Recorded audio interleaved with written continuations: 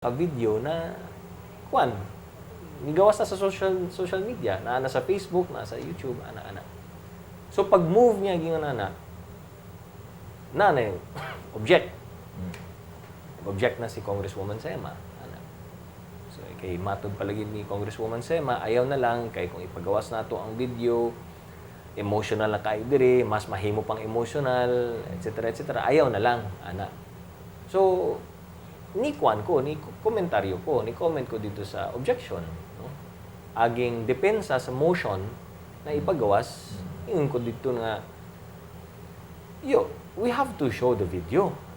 Dili pwede na, dili nato ipakita, kay basic ang tao mo ingon nga, unsa man na, unsa may gikahadlukan, or unsa man na, nganong pugnan man, or unsa man na, whitewash na. Ano nga itong hinilikyan ba? Kay, ang purpose man kuno sa hearing is makuha nato ang kamatuoran. So dapat ang tanamang ebidensya ipagawas nato. So ang argumento nila mahimong emotional. Ingon ako, well, unsay gusto nimo buhaton? Dili nato ipakita. So mga tao, dito na lang sila magtan-aw sa social media, dito na lang sila magtan-aw sa Facebook, dito na lang sila magtan-aw sa YouTube, and true enough, mga tao, video di ay. O dito na sila nagkuhan karon. Ukay na. Nag-ukay na. So, million na ang hits dito sa video sa Facebook o sa YouTube. Di na himawaan lang yapon sa tao. Ang problema, naghimo na sila og sarili nilang judgment. Sila nag-interpret niya na. Ang akong purpose, kung ipagawas na to na siya, mapangutana na to mga resource persons, kung unsay tanaw nila ana, it will be put on record, then, we can make the proper judgment in the proper forum. Kesa ang maghimog mga judgments ana is ang taong bayan na nagkandaiya na silang naghimo sa ilang mga judgments, unya mas nahimo pa hinuong viral. Ana ba ang Pinoy, the more ni mong pugnan, the more mangukay gina sila. Then gawas niya ana fact finding man kata. We are for the truth. Unya pilian lang diay natong ang mga ebidensya. The truth hurts. The truth, masensitibo ta na. The truth is not always nice. But if you want to get to the bottom of the truth, if you want to get to the bottom of everything, then you should not be afraid of whatever evidence comes out. So anyway, sa laktod ng pagkasulti, argue, ana. And then afterwards, si Congresswoman Garcia, si Gwen Garcia, kaya siya man na nag-move, ana, gi-withdraw na lang niya. Aging, respeto na lang sa pamilya. Pero before siya nag-withdraw, she just wanted to find out if anyone from the SAF or the PNP can identify the person. So, na may nagtestigo na, tinuod na, tropa namon na siya, SAF member, appeal siya sa encounter. So, mo na lang to. Kay, siyempre, medyo nagkainit naman good. And we did not want to belabor the point. Daghan kayo mga gusto pa mangutana. Piki na kayo sa oras. So, gi-withdraw na lang kay para wala na isamo. Pero kung sa'yo nahitabo, ang tanan, million hits ang nahitabo dito sa video karon. Iba ang nagyapon niya. I-share na sa tanan. So, nagkandara pang Malacanang. Ingon, ayaw ninyo i-share. The more ni mong pugnan, the more i-share. Mo nang nahitabo. Okay, Congressman Carlo, anong murag importante kaayo sa imo ang full transparency ni ining bingong kaso sa Mama sa video? Kay dili nato gusto nga pasangin lang ta o re-accuse ta na dunay whitewash. No? Dili ta gusto na mahitabo ang sa kadtong mga ubang mga hearings na dunay mga ebidensya na gipugnan. Pareha sa impeachment complaint, gipugnan ang second envelope, unsay nahitabo? Against Sarah. Pag nung gibotohan na ipagawas bang second envelope, dili ang boto ayaw. Dili ipagawas second envelope. Unsay nahitabo? EDSA 2. Kaya ang tao dili sila gusto ang mga Pilipino igawas na good. Yang ending pag abri sa second envelope, why unod di ay. So, what was that for?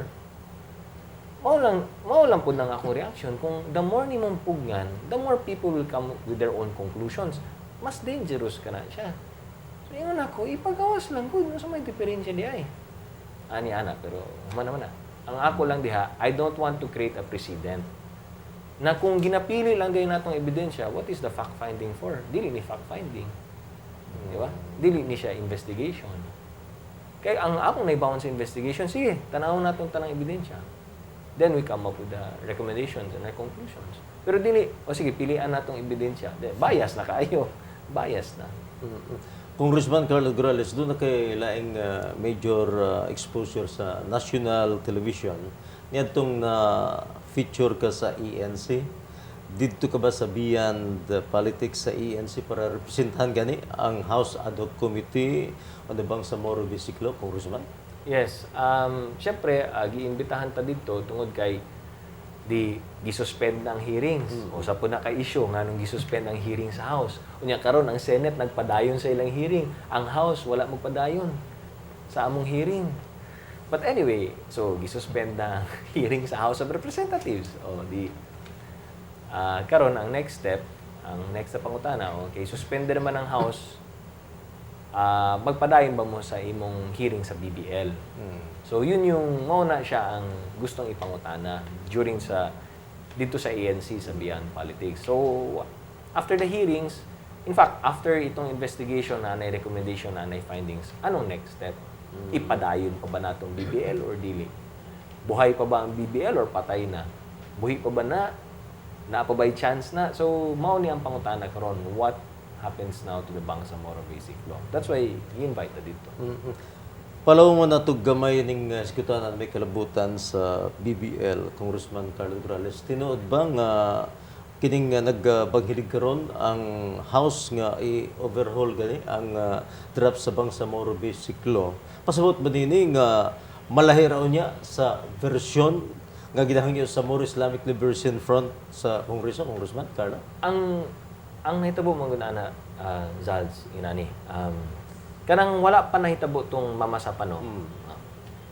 Nagkaroon ng mga public hearings sa Bangsamoro Basic Law. So, syempre, natay mga resource persons, mga legal experts, mga constitutional experts, tanan-tanan, klase-klaseng tao. Whether abogado, dili abogado, tanan-tanan. No? Civil society, tanan. Gipatawag na mo dito. How many hearings mi? Naka 40 plus hearings mi sa Bangsamoro Basic Law sa sulod o gawas sa Kongreso kay adto pa mig Luzon, Visayas, Mindanao kay para sa consultations. Okay. Sa lakto ng pagkasulti, daghan ang nag-submit sa ilang position papers. Nay nagaingon constitutional ni, legal ni, nay uban nagaingon unconstitutional ni, illegal ni. Klase-klase. So ang nahitabo, ang gihimo sa among ad hoc committee, sige, gimatrix na mo per provision, section 1 ana unsay mga position papers. Unsay nakabutang sa position papers regarding section 1. Section 2, unsay mga position papers nato. Grabe, matrix yun. Daghan kayong papel. Kung ma-imagine nimo, grabe kayong papel. Sobra grabe. So, gimatrix na lang kay daghan kayong papeles na basahon. So, gimatrix na lang unsay unod na ng papel, asa nga provision, asa nga section nag-reflect. And then, i-summarize na lang na siya. So, matrix form na. Section 1, anim position, kinsa nagsulta, etc. etc. Section 2, ana. So, up to the end, the last section, ana na siya. Ana kadetalyado.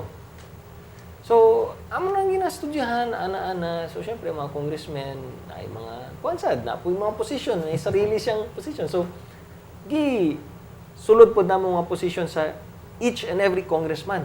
So, section 1, unsay sulti ni Kwan, unsay sulti ni Congressman Kwan. Napo dito, so naka-matrix form tanan. So, slowly, tanaw na mo kung ano constitutional. Input na ng mga congressmen. O i-delete na to na, i-retain na to na, kuha na to na, i-reword na to na, amindahan na to na. So, ang tanang inputs na dito. Then, nahitabo itong mamasapano. Pagbuto sa mamasapano, di kami, saan mo na to ni? Di na nag-iingon, padayon ta, naigun, pugga na to, suspensa na to. So, ang daw, sige padayon. So, sige, padayon mi. Hala, hantod alas 10 sa gabi. Puyatan talaga ang congressman yan. Up to 10 p.m. Line for line, word for word. Amindahan, ay input ang mga congressman. Hantod ni abot namin sa page 90 plus. Samtang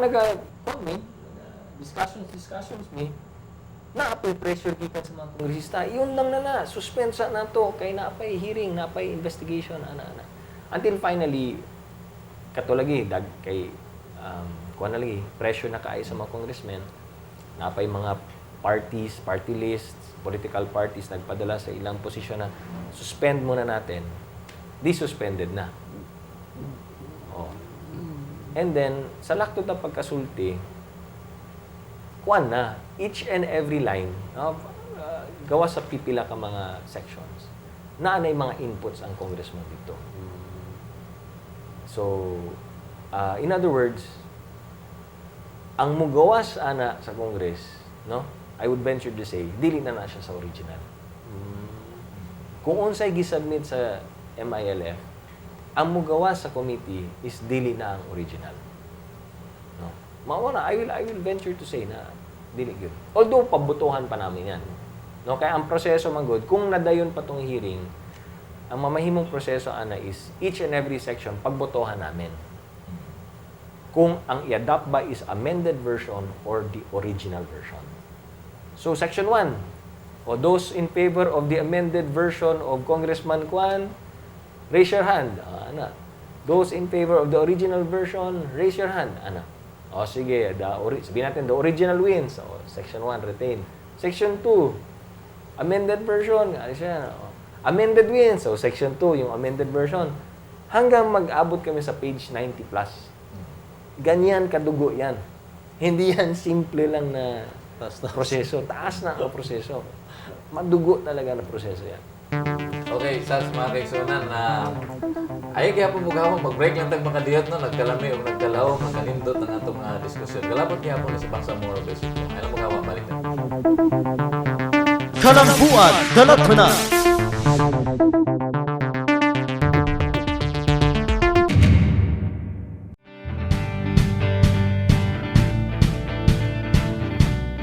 Ako si Drandre Mangalos, 27 years old, Minyo, na taga 5E Bangkirohan, Davao City. Yanhi ko diri karon tungod sa job fair diri sa Barangay 28, Santa Ana. Nag-apply ko as overseas worker.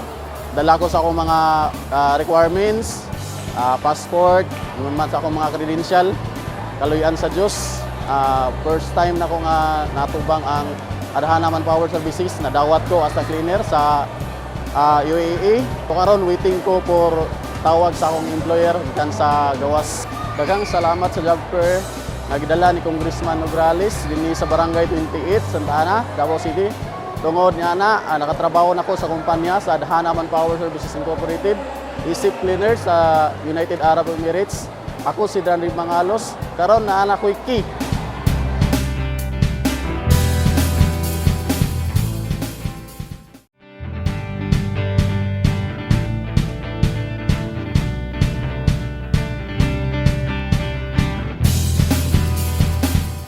Ako si Edeline Detros, 26 years old, nakatira sa 207 Block 3 SIR New Matina, Davao City. Nangita kong trabaho para makatabang sa kuang kaugalingon o sa kuang pamilya. Mo nang yanhi ko diri sa jobs fair sa barangay para mang-apply. Nang-apply kong trabaho sa sa mga lalaing kumpanya o gusto ko makatrabaho para makatabang sa kuang kaugalingon o sa kuang pamilya. O daghan na po kong experience sa previous jobs po na ako. Daghang salamat sa jobs fair nga gidala ni Congressman Carlo Nograles dinhi sa Barangay 28. Ako si Edeline Detros, karon naa na ko'y K.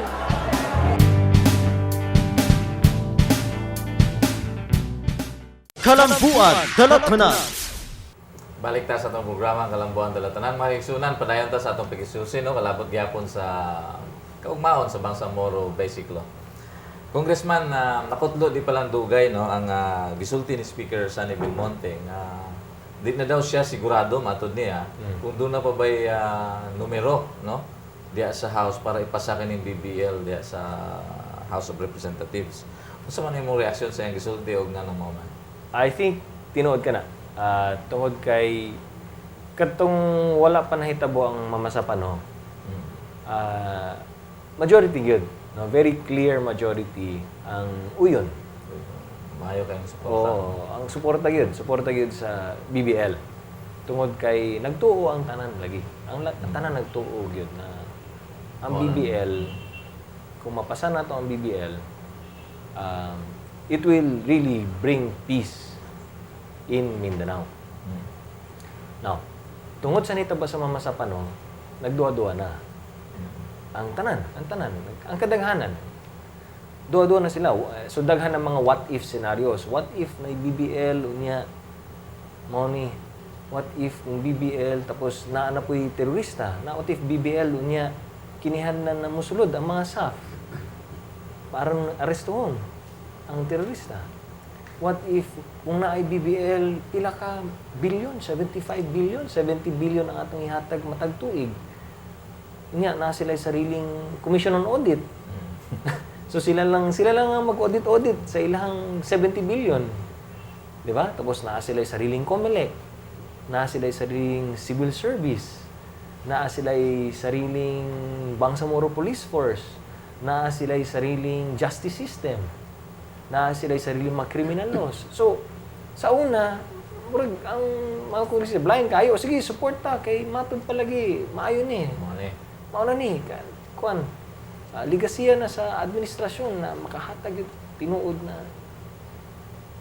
peace and prosperity for Mindanao. Karon nahitabo na. Dito na sila unsa di ay ni? Unsa di ay? Na-day provision nga ingon ani. So now they're carefully taking a look at each and every provision. Kaysa una murag blind kaayo sila okay naman siguro yan, okay naman siguro. Karon kay nahitabo, what if na? Natistingan gyud, no? Nasulayan na gyud ba na? So karon ni shift na gyud. That's why ang House, uyon po na sila nga, sige, suspend muna natin. Kay gusto sila marelaxad. Na marelax usa ang mga kongresista. Kay emotional pa karon eh. Marelax usa kay para kung medyo relax na, yan, na yung mga tubag sa mga pangutanan nila, then maybe mapasa na nila ang Bangsamoro Basic Law. Okay. Sa imong opinion, sa imong personal nga kapasidad, no, isip sa kabogado, isip sa representante sa unang distrito ng Dakbayan sa Davao, ug Mang Carlo. Kung sa pod ang imong baruganan karong higayon na kalabot sa kining proposed Bangsamoro Basic Law, mag-yes ka na lang ba o mag-no ka na lang o unsa ba imong O sama-sama yung rough, no? We will go, kung madayon man ang upadayon itong hearings na mo sa Bangsamoro Basic Law, we will go through it section by section. We will vote on it section by section. No? Section 1 up to the last section. Pagbotohan namin yan. Kung ang amended version ba or ang original version ang among i-adapt. For me, as a representative of Davao City, as a resident of Mindanao, ug isip ko sa kaabogado, I will vote for it section by section according to my conscience and according also to what I know is legal, just, and constitutional. Muna na siya. So we'll go by it section by section and I will put my vote according to my conscience and what I know of the law. Kay dili pod na ako gusto nga magpanday mi og usa ka balaod nun. Maghimo ta og balaod nga i-strike down lang gihapon sa Supreme Court for being unconstitutional. Kay pakaulaw lang nato isip ko sa kaabogado nga magpanday tag balaod nga illegal and unconstitutional di ay. Ngano pa man ta mag-eskwela og abogasya kung wa ta nakasabot niya na. So pakaulaw pud na ba para kanamo mga abogado. That's why, as I said, I will vote for a Bangsamoro Basic Law. We are for peace. Okay lang. Talagang for peace tayo. We are for the Bangsamoro Basic Law. But, a Bangsamoro Basic Law that is legal, that is just, and constitutional. Yan. Pero, suporta tayo ng Bangsamoro. Pero kung Bangsamoro Basic Law nga illegal, medyo hindi ta gusto ganyan na. Sa ANC News Channel, Congressman Carlo Morales, giingon nimo nga murag gikinahanglan gyud nga i-renegotiate ang BBL ngadto sa More Islamic Liberation Front. Pasabot ba din nga posibleng dili mapasar ang BBL sulod sa termino ni Presidente Noynoy Aquino, Congressman? I think they have to really consider that as a possibility. Posible yun na siya mahitabo. Hilabi na sa mga nahitabo karong sa mga hearings, sa mga ninggawas karong yung mga statements. That's what I said. That's why sabi ko nga, kailangan na tayo mag-renegotiate. Kaya nagkaroon ng violation eh. Kahit anong gawin mo, kahit anong sabihin mo, nagkaroon ng violation ng terms and conditions ng peace agreement. Hindi nagkaroon ng meeting of the minds. Diba? Kung sa kontrata pa ito, no, in civil law, there's what you call a meeting of the minds. Buti pa sabot, nagkasinabtanay ta. Pagpirma na ito aning kontrata, nasabtan ni mo, ug ako nasabtan sad nako, na mauni ang atong gipirmahan, mauni ang unod sa atong kontrata. Ngayon, nakikita natin, hindi pala nagkaintindihan. Wala dahil sila nagkasinabot. Kay matod pa sa MILF, uy, katong BBL, as is where is ha. Hindi man na, imposible man na. Uy, kung na-violation, kami ang mag-investigate ha. Hindi man na. Kung nagkaroon ng violation, kami ang mag-penalize ha. Hindi yan ang pinag-usapan natin. So I think there has to be a renegotiation. Now sabihin mo, kung mag-renegotiate ta, di malangan na po ta. Well, unsay gusto ninyo? Rushed? Sagasa? Arangkada? Bahala na? Are we willing to take that chance? Bahala na, sige. Go. Hindi man na pwedeng ihunana. So, unless a miracle happens, pwede siguro. But right now, kung sabihin mo, i-rush mo yan, lalong mag-alma ang tao. Mas lalong masuko ang tao ani kung i-rush ni mo, ipugos ni mo.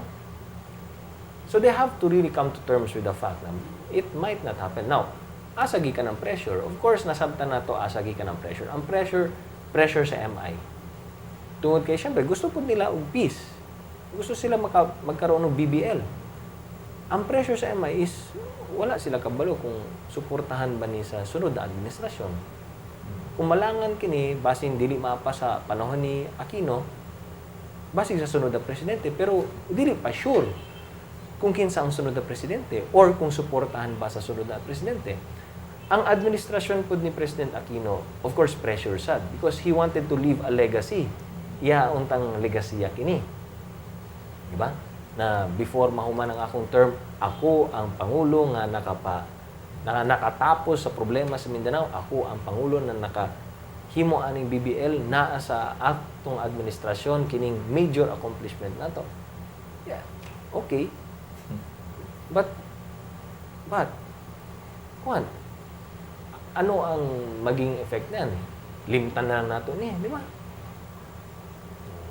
I-sweep na lang, sige, charge to experience na lang na. Pwede ba dahil charge to experience na lang? Hindi man po masugot siguro ang tao.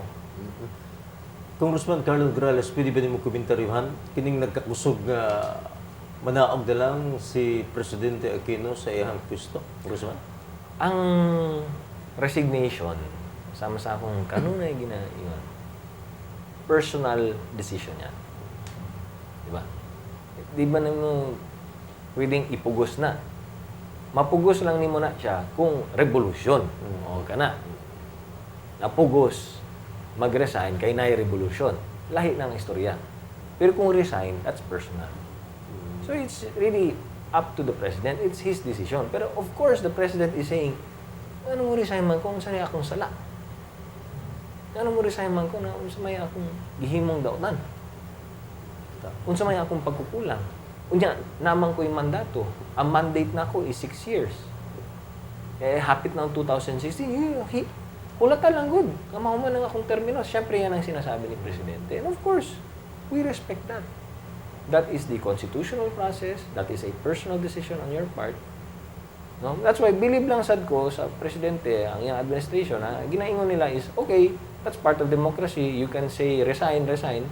But just make sure that you are within the bounds of the law. And I agree, as a lawyer, make sure you're within the bounds of the law. But kung mag-resign si Presidente, I don't think he will resign because on his part, sa pagkakaalam niya, wala naman siyang ginawang mali, masama. No? Sa iyong pagtuo, wala na may sayop, but it's not, siguro sa may pagkukulang, but not to the extent na it's something grave enough to merit na mo resign ko. Again, it's a personal decision on the part of the President. Okay. Matol pas presidente, tabla na gani karon. Anyway, unsa man daw karon ang mood no sa diya sa House sa Congressman Carlo. Kalabot niini nga panawagan sab nga i-impeach ang presidente. Yung sa impeachment, sama sa akong ingon, the last impeachment complaint was filed August 11, 2014. Okay? So, gidismiss na to sa Committee on Justice. Dismiss na for being not sufficient in substance. Dismiss na siya. So right now, gi-report out na siya sa Committee on Justice ngadto sa plenary. So karon pending na siya sa plenary. Okay? Pwede na siya i-overturn, pero kinahanglan nimo og 2/3 vote of all members of the House of Representatives. Now, ang unod sa impeachment complaint is regarding sa DAP. DAP. Wala pa man nahitabo tong sa mamasa pa, no? Diba? So, DAP lang na siya. That's why I think, kung maulang na itong hisgutan, libre na si Presidente, dili man na siya ma-impeach tungod lang sa DAP. Na kung nailaing gusto mo file, o laing impeachment complaint against kay Presidente, tungod sa nahitabo sa mamasa pa, no? He has to wait till August 11, 2015. Kaya na 1-year ban sa impeachment. So, but right now, ang impeachment dili na mo ginahisgutan sa House. Okay. Personally, Congressman Carlo, salig ka pa ba sa MILF? Sa mga statements ng MILF na mayroon sila nga inosente mi, nga self-defense ni, nga dili na mo isurrender ang among mga tao. We will not surrender our